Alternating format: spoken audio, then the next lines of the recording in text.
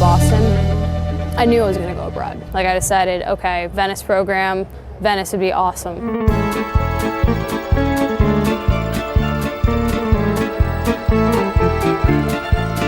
There literally is no other city like this city. Visually, obviously, it's very different. There's no roads, there's water everywhere. You see FedEx boats, the ambulance is a boat. We have to take a Vaporetto, which is a water bus. It's kind of like the T, except it's, you know, a boat. So you're standing on a boat with a bunch of people. It took me a couple weeks to get my sea legs, but you appreciate the beauty of it once you learn to kind of, you know, mold your life around it. My butt is toned from all the stairs here. It's like a Stairmaster every day. I like change. I'm one of those people that actually thrives on it. I've never been away from home for more than about 2 months, like from September to Thanksgiving. It just took a little while to get used to the cultural barrier. You know, you're trying to learn Italian and it's not easy. I try to speak to natives and then they rattle off something that I don't understand, so you just kind of stand with this face on.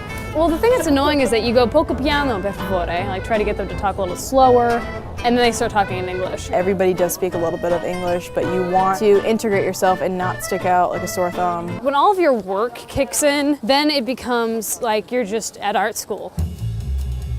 I am taking everything from Italian art history, painting, watercolor, and etching. This is aquatint. I just learned today.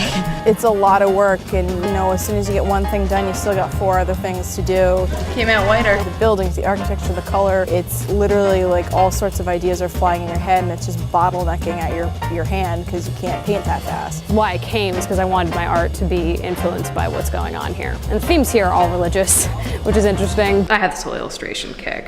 And I'm also really into comic books. I love like Captain America getting crucified. When I said I don't necessarily want to offend people in the critique, one of the women said, well, that's a shame, which I thought was kind of cool. So you kind of just have to know why you're gonna do it. So I don't want it to be a painting that ends up getting written off because it's just someone trying to make shock value. I feel like you would just around if you weren't an art major and you're studying abroad here. You're looking at everything from an artist perspective, looking at the art and not just being completely overwhelmed by everything there is to see. And what's really helpful with that was art history.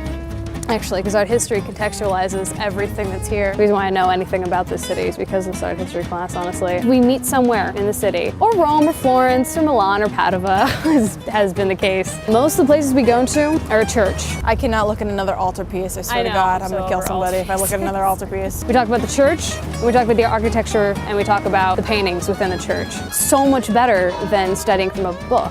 You study the Sistine Chapel in a book, and you have this idea about it, but then when you actually go with your class and you see it, everything, it just changes. So the fact that I got that opportunity is more than I could ask for.